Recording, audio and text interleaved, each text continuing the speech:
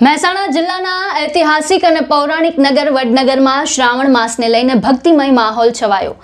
હાટકેશ્વર મહાદેવના પ્રાગટ્ય સ્થળે શ્રાવણોત્સવનું ભવ્ય આયોજન કરવામાં આવ્યું છે, જેમાં શ્રાવણના પ્રથમ સોમવારે હાટકેશ્વર મહાદેવના સાનિધ્યમાં ભક્તિ અને આસ્થાનો અનોખો સંગમ જોવા મળ્યો। વહેલી સવારથી જ મોટી સંખ્યામાં ભાવિક ભક્તો મહાદેવના દર્શન અને પૂજન માટે ઉમટી પડ્યા હતા। તો શ્રાવણોત્સવના આ પાવન અવસરે મહેસાણા જિલ્લાના મહામંત્રી કમલ પટેલ, વડનગર પાલિકા પ્રમુખ નીતિકાબેન શાહ, વડનગર શહેર પ્રમુખ મયંક પટેલ સહિત સંગઠનના તમામ હોદ્દેદાર અને મોટી સંખ્યામાં ભાવિક ભક્તો ઉપસ્થિત રહ્યા હતા। આ પ્રસંગે જાણીતા ગાયક તેજદાન ગઢવી અને અલ્પાબેન પટેલે મહાદેવના ભજન, સ્તુતિ અને શિવ ભક્તિના ગીતોની પ્રસ્તુતિ કરી હતી। ભક્તિ સંગીતની રમઝટથી સમગ્ર વાતાવરણ છે તે શિવમય બની ગયું હતું। ભક્તોએ પણ ભજનના તાલે ઝૂમીને મહાદેવની ભક્તિમાં લીન થઈ જવાનો અનુભવ કર્યો હતો। આ પ્રસંગે ગાયકોએ શું કહ્યું તે સાંભળો। વડનગરની ધરતીમાં હાટકેશ્વર મહાદેવના સાનિધ્યમાં મને આવવાનો અવસર મળ્યો છે।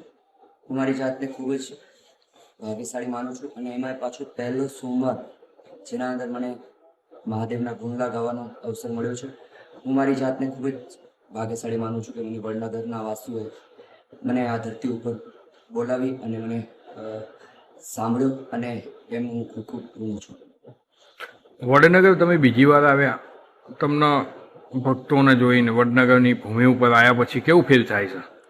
એવું થાય છે કે હર વખતે દર સાલ મને અહીંયા નહીં બોલાવે તો પણ હું સ્ટેજ ઉપર મને ગાવા નહીં આપે તો પણ હું સામે શ્રોતા બનીને પણ હું દર વર્ષે આવું એવું થાય છે। તમે શિવ ભક્તોના વડનગરની ધર્મપ્રેમી જનતાને શું સંદેશો આપશો? સંદેશો તો હું શું આપી શકું, હું તો બાળક છું, પણ આ ધરતીમાં જેવી રીતના ભજન અને આ 4 સોમવારના જે રીતે સંગીતનો મહોત્સવ હોય છે એ મહોત્સવને કાયમ જાળવી રાખે એટલું જ કહીશ।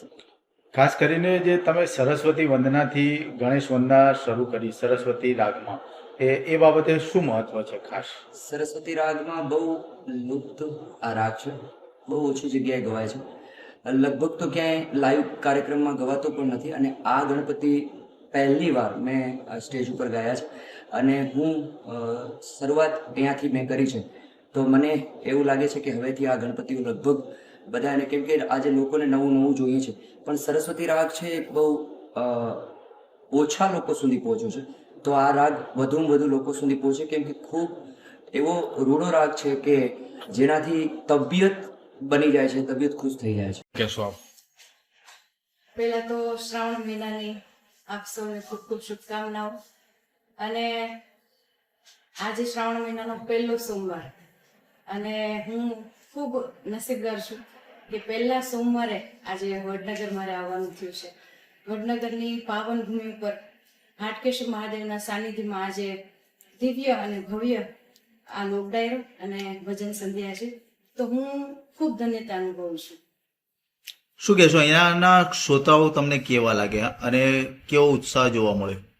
ખાસ તો અહીંયાની ધરતી એટલે આપણા યશસ્વી વડાપ્રધાન શ્રી નરેન્દ્રભાઈ મોદી, જેમનું આ વતન છે અને વડનગરમાં જ્યારે બી આવવાનું થાય ત્યારે અગાઉથી જ અમને બધા કલાકારોને એટલી ખુશી હોય છે કે વડનગરમાં આજે જવાનું છે, તો એ પણ આનંદ છે। અહીંયા તો આ ભૂમિ જેવી છે, ખાસ તો તાનારીરી મંદિર છે, એમની પણ દર વખતે હું દર્શને જાઉં છું।